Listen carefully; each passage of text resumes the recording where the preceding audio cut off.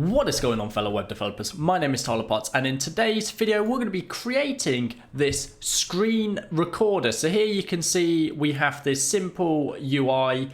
This built with Tailwind CSS. Don't worry if you have no experience with Tailwind CSS. I'm going to show you how to set it all up, but also you don't have to style it with Tailwind CSS. You can use custom CSS or whatever you want. But for the purpose of this tutorial and to make this a lot quicker, I'm going to use Tailwind CSS. So let me show you what we need to do today. So we've got this screen recorder with little, titles in it, and here we can see record screen. So when I click record screen, obviously I've done this before, but normally it would pop up in the top saying, hey, allow audio, and I'd click yes. So we can choose between Windows, a Chrome tab, all the stuff you can choose to screen share from. We're going to choose the entire screen. So let's hit share. And as you can see, it's now here and it's now recording. So as I'm talking, it's actually recording my voice. It's recording the screen. You can see those mouses flying off there. And if I hit stop recording, and as you can see, it's now here and it's now recording. So as I'm talking, it's actually recording my voice.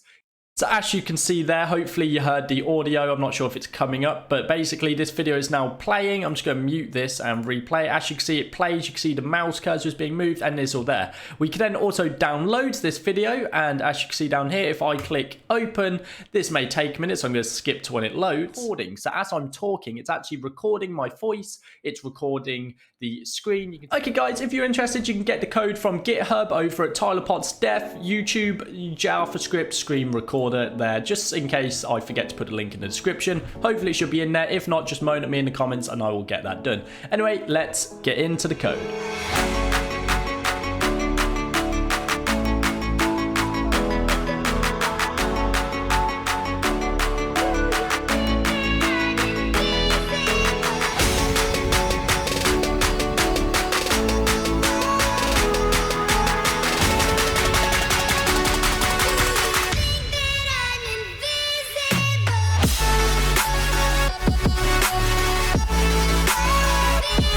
Okay, everyone, as you can see here, we have a blank folder called YouTube, which is now going to have in here, we're going to create an index.html file. We're also going to open up the terminal here. So before we do anything else, I'm just going to run npm init.y, and this is just going to create a package file. So we'll just let that go. That's fine. Oh, clear. We're then going to also npm id live-server.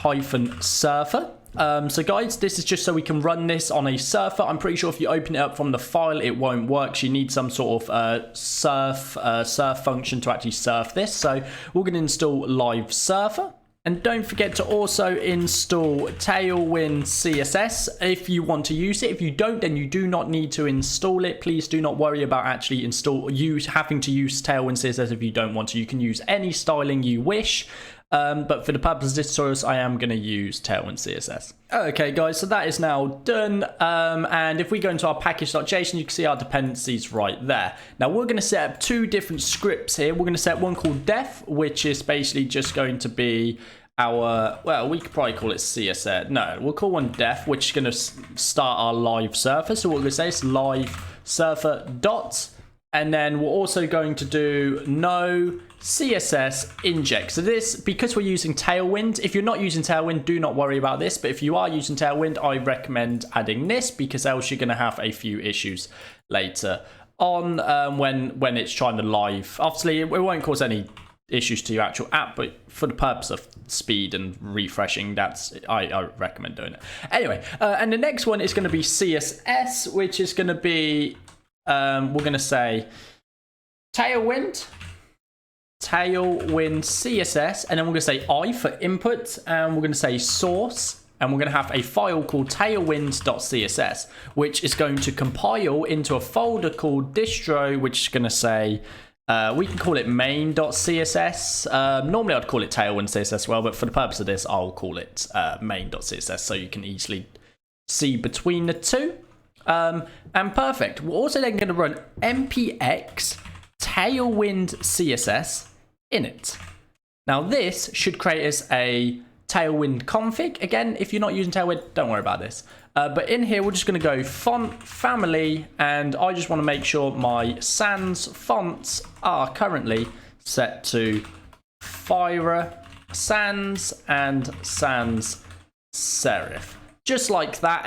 And also I want to put in here just in time mode, and I want to set this to mode, and then I want to set this to just in time, JIT. It's a feature, again, just if you don't want to use Tailwind, don't have to. But in case you do, this is the way I'm going about it. And then we're also going to watch the .html file so we can purge anything that doesn't need it. Ignore these they're false. They're not real. Don't believe them.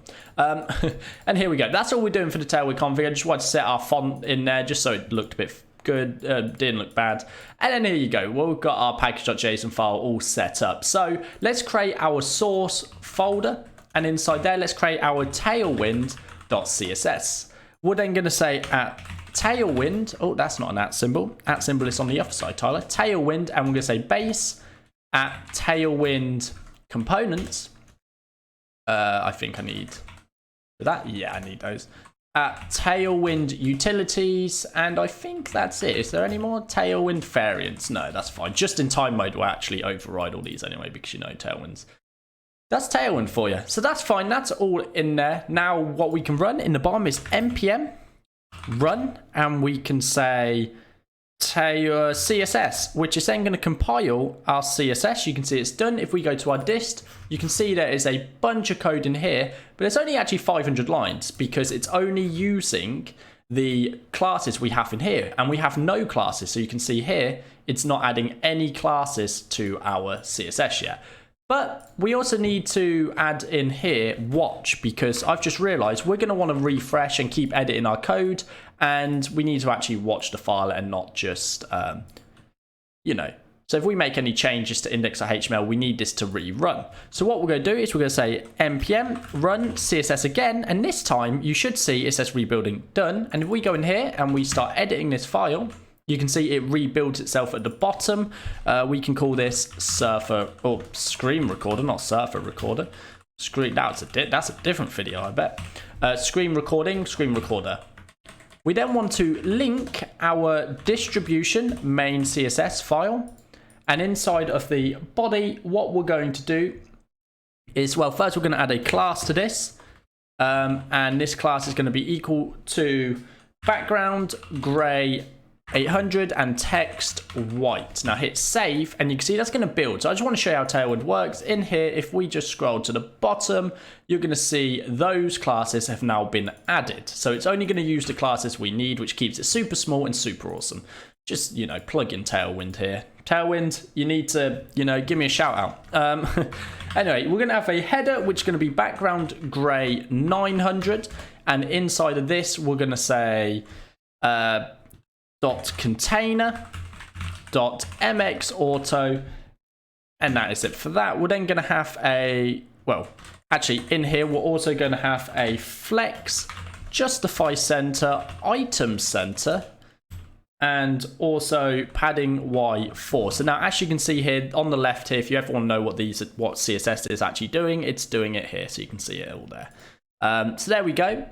And next up, we now need to run our server. Well, let's actually add our header tag in here. Let's just say h1, and we'll say screen recorder, just like that.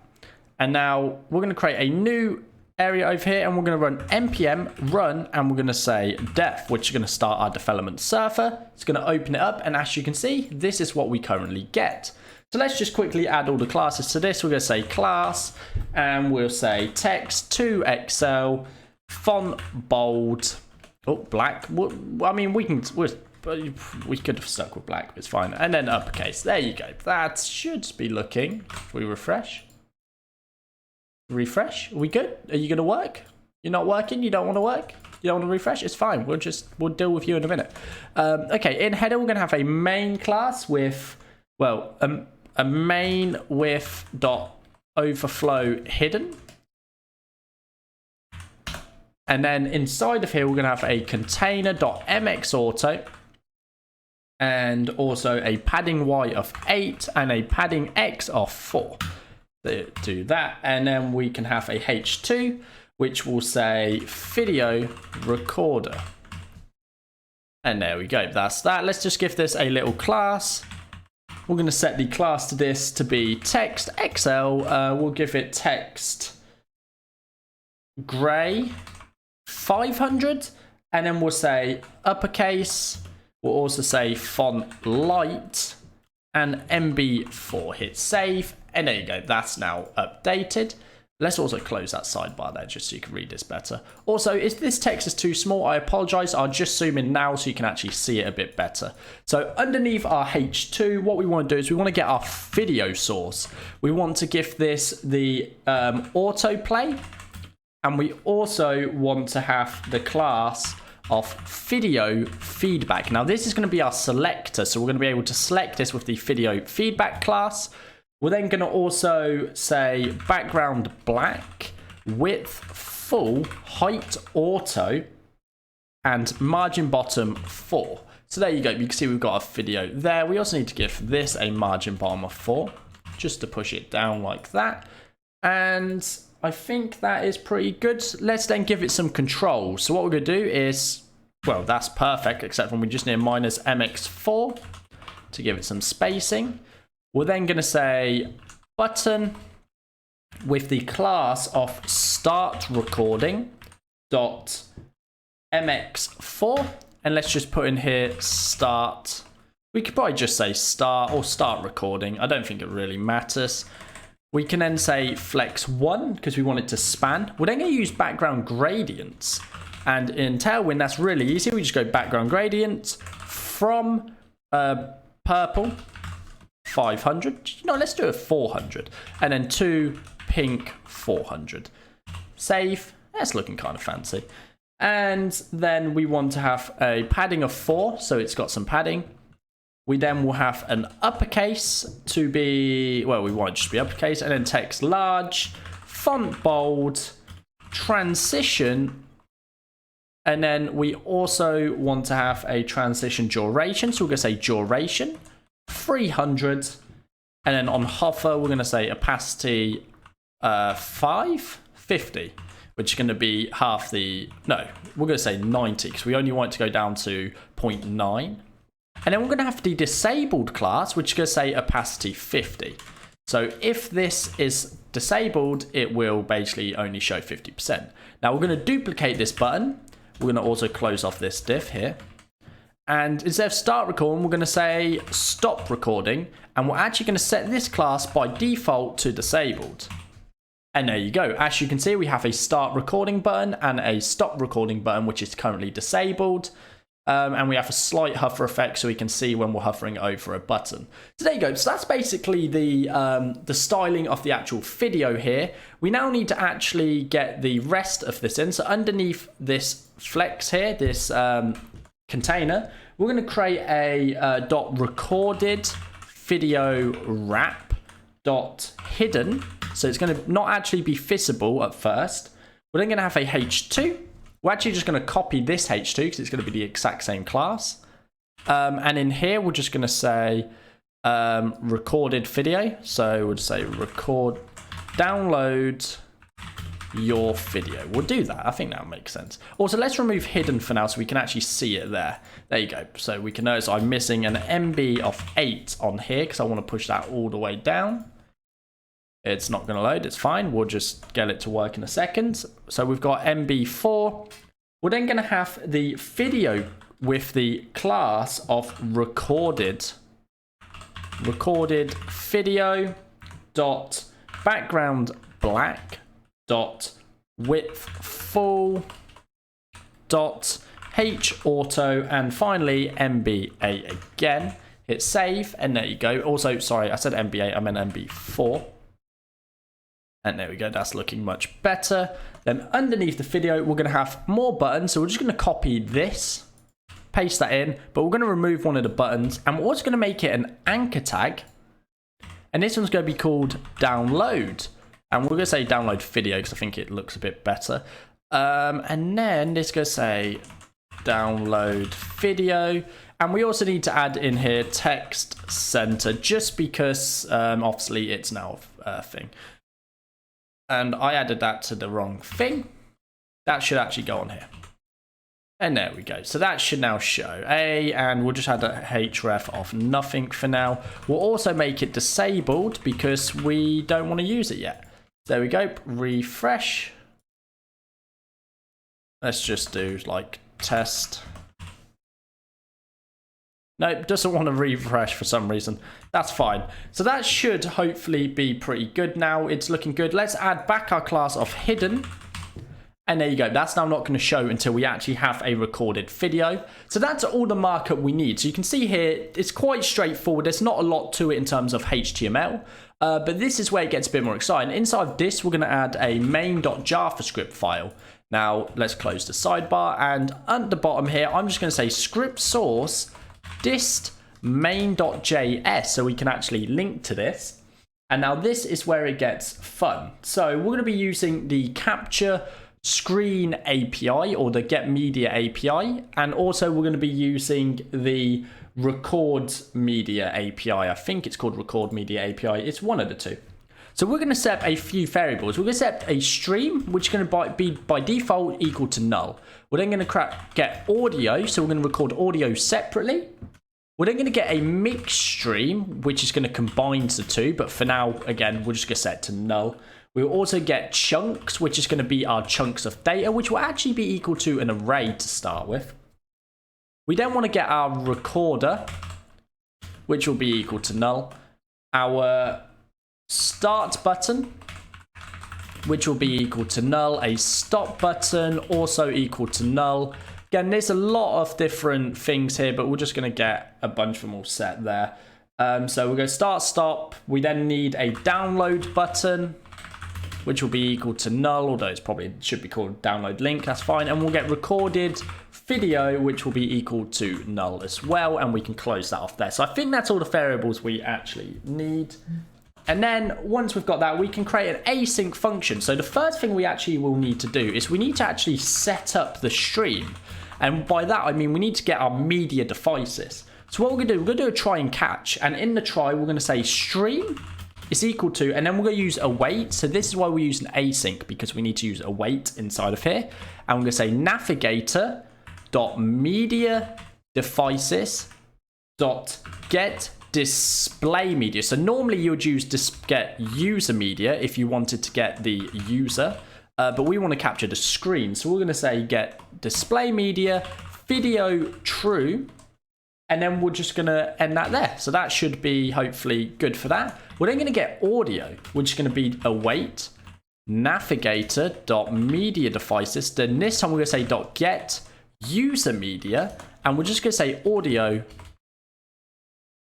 true. We can actually pass through a object here, and we can actually say stuff like echo cancellation true, because we don't want it to be echoing. We want noise suppression to be on by default, so true. And we can get a default sample rate, and let's say, what's the default? Is it 400? Yeah, there you go. So that should hopefully be all set up. So now what we're doing here is we're saying, hey, get our stream. So we're going to get our stream data, get our audio data, which is going to be here. So once we run this setup stream, it's going to ask us if we want to allow audio on this website. It might not ask me because I've already done it. It probably, yeah, look, microphone allowed. If we do ask by default, hopefully it should ask again so I can show you what it will say. Reload, there you go. And then after that, now if we go down to here, we need to get a catch, which will have an error. And inside there, we'll say console.error, error. If there's any issues, it will throw that. And that's done. We then, underneath this, we need to create enough function. We're going to say setup video feedback. And in the video feedback, it's basically just going to display inside of this screen here the video we're actually getting. So we're going to say setup video feedback, and we're going to say if stream. So if we've got stream and it's not null, we're going to say const video is equal to document dot query selector, and we're going to say in here is dot video feedback, I believe. And there you go, we've got video feedback. We're then going to say video source object is equal to stream and video.play. We're then going to say else if we don't have a stream, we're just going to console, we'll console.warn, and we'll say no stream available. And then we'll go down here. Hopefully that should be good.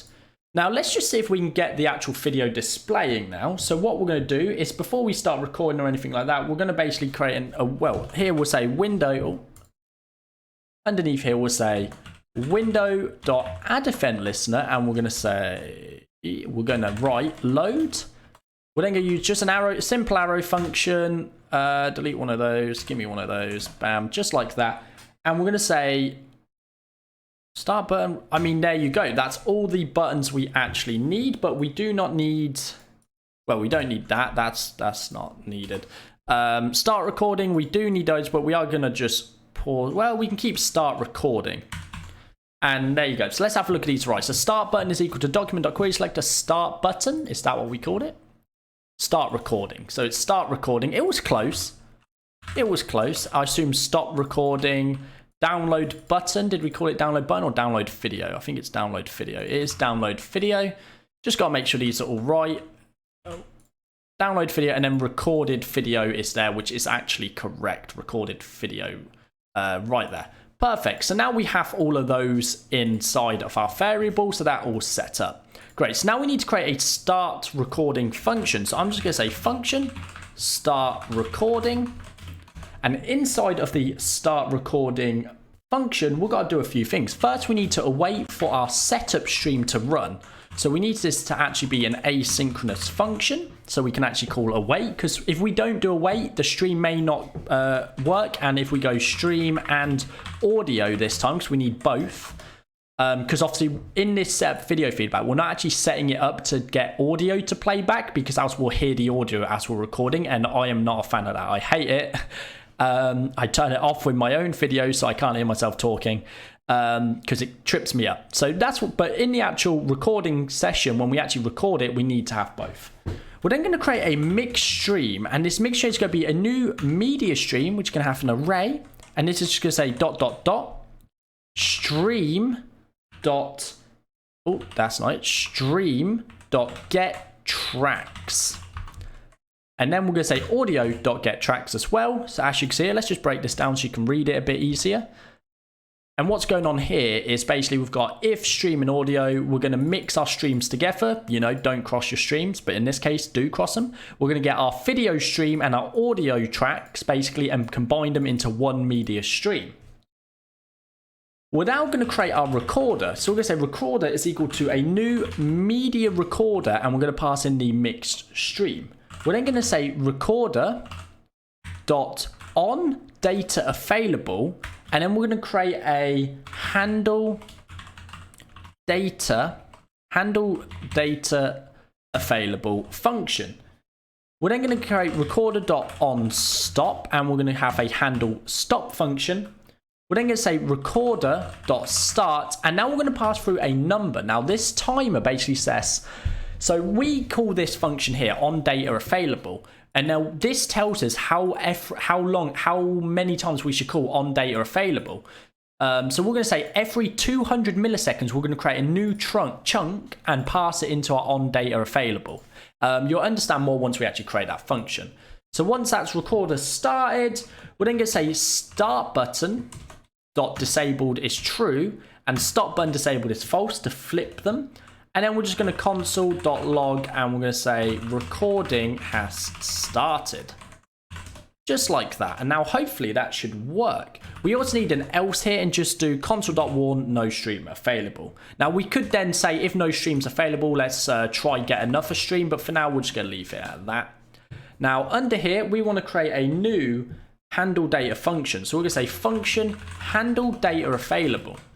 Now, what we need to do in here is go, we actually need to get an E, and we need to say chunks.push e.data. So that is actually correct. So chunks.push e.data. So we're going to get the data from our media recorder here, and we're going to pass it into an array of chunks. And that's all this is. That's all that does. But then when we stop it, so if we go function, we need to actually create stop recording. So let's leave that there. We also need a function called start recording. Oh wait, was that it? That was start recording. Don't worry, ignore me there. We've already got start recording. We also need a function called handle stop, which is actually going to do something different to what our stop recording will do. So stop recording will actually just stop it. So in here, we're going to go recorder.stop, and then we're going to flip it. And you can see here, we're going to call all of this here, which is actually correct. That should then stop our recording. We're then going to go in handle stop. We're going to pass through E here, the event, and we're going to create a new constant called blob, which is equal to a new blob of chunks. And then we're going to say its type is equal to MP4. So you could do a WebM or whatever you want. I'm going to do MP4 for this. Oh, that's blog. We want a blob. So that's a blob of data. So that's going to combine all our chunks together, merge them into a video, and then we'll have a blob of data we can use. We can play it. We can do whatever we want. We're then going to say chunks is equal to an empty array because we want to clear that array. We've already used it and we don't need to use it again. We're then going to say download button dot href is equal to url.create object URL blob. So what this is going to do, it's basically just going to say, hey, let's make sure we can convert this blob into a downloadable URL. So we'll turn it into a URL we can download, so we can download that video. We're then going to say download button dot download is called video.mp4. You could probably have a name parameter here as well if you wanted to, but for now I'm not going to. And then we're going to say the button disabled is equal to false. We're then going to say recorded video source, so the actual playback is going to be the same. We're then going to say recorded video, and we're not going to say play, we're actually going to say load because we need to load it all up so it's ready. We're then going to say recorded video dot on loaded data is equal to a function which we're just going to say record.play. But also inside of here we want to get a reference to our container, so we're going to say document dot query selector, and then we're going to basically just go copy the I closed HTML. We're going to go copy the wrap here, so you can see we have the wrap. Let's just pass this in. So the reason we're getting this is because we want to display it, because remember we have it hidden by default. So what we're going to do is go class list dot remove hidden. We then want to say rc dot scroll into view. So we're going to actually scroll to it. We're going to say behavior is equal to smooth, and we need to also set the position, which I think is block, and we're going to say start. So it's going to start at the top of the block, so it's going to scroll straight to the top of it. Obviously it might not scroll when we're in a small screen, but when we're in a bigger screen, when it goes off screen, you know how it is. And then after that we just want to clear our tracks, so we're just going to say stream dot get tracks for each stop. We're also going to do audio get tracks stop, and then we can console.log recording has been saved. Well, it's not been saved. Recording has been prepared. There we go. So hopefully if we now open up F12 here, so you can see the console, and we refresh this over here, and if we hit start recording, you can see it's going to ask us what do you want to share to. So let's record our entire screen, hit share. It's going to ask us, do you want to use your microphone? I'm going to click allow. And now it's going to be like, cannot set priority null, setting disabled. Oh, 55. Let's go have a look. Area 55, what did we do wrong? Stop button dot disabled. So down here, stop recording. Did we give it the wrong name? Let's have a look. Start. Oh, we didn't even rename the actual button. Some people probably noticed that. I did not. So now we're going to hit start recording again. We can click share, and now it's actually recording. So if I move around, if I do some highlighting, I do some other stuff, blah, blah, blah, blah, and we hit stop recording. Stop recording. Oh, we also need to uncomment our stop recording function so we can actually call the stop function. And now, I promise you, this is the one. Start recording, third time's a charm, share. It starts recording, so now we're currently recording. Let's just do some scrolling, like, hey guys, look at my new video. Look how cool we are. Yeah, we're awesome. Stop share. Recording. It starts recording, so now we're currently recording. Let's just do some scrolling, like, hey guys, look at my new video. Look how cool we are. Yeah, we're awesome. Cool, I think that's finished. It did not work, something errored here. So it says null, so 92, class name dot remove. So it looks like we didn't actually, class name rc is equal to document dot query selector. Oh, we missed the dot. God, I've made a lot of mini mistakes in this, haven't I? Save, but this is why it's here. I show you the mistakes I make so you can fix them yourself. And there we go. We've now should be working. This is this fourth time the charm. Like, people don't realize this. Third time's actually a lie. It's the fourth time what really counts. Hit start, share. Here we go. We're now recording. Let's just do a quick like, hey, how you doing, everybody? Let's stop the recording. Share. Here we go. We're now recording. Let's just do a quick like, hey, how you doing, everybody? Let's stop the recording. And there you go. You can see we can keep playing this video, or we can actually download it here. But if you've got a browser that doesn't support it, I mean, I'm pretty sure the only browsers this supports is Firefox, Safari, and I don't think the audio actually works in Firefox or Safari. It's mainly Chrome, Opera, and Edge, I think. But otherwise, we can even do playback speed here. Like, this is some interesting stuff. Record. Let's just do a quick like, hey, how you doing, everybody? I hope you can hear the audio as well. If you can't, I apologize. I'll fix that in a future video. Just let me know. Normal, and then we can hit download, and as you can see, it now downloads that MP4. We open it up. This may take a sec, so let it load. Here we go. We're now recording. Let's just do a quick like, hey, how you doing, everybody? Let's stop the recording. And there you go. You can see that works perfectly. And now you can use this tool to record your own videos. If we just hit refresh here, we've got this start recording. Let's just start recording, capture our screen. It's like, hey, yo, what's going on, everybody? My name's Tyler Potts. Welcome to our capture screen. We're going to hit stop. It's like, hey, yo, what's going on, everybody? My name's Tyler Potts. Welcome to our capture screen. Awesome. So I'm going to do a quick outro using this, and we're going to cut and we're going to paste and we're going to use that video instead. So this outro is actually going to be using this screen recorder. Let's refresh and let's go. What's going on, everybody? Thanks for watching this video. I hope you've enjoyed. If you have, don't forget to click that thumbs up button, smash that subscribe button, and hopefully I will see you in the next one. Don't forget, if you have any comments or any feedback at all, drop it in the comment section below. And guys, thank you for watching this video. I hope you've learned something awesome, how to capture and save your own videos and be awesome. Thank you for watching this video, and peace out.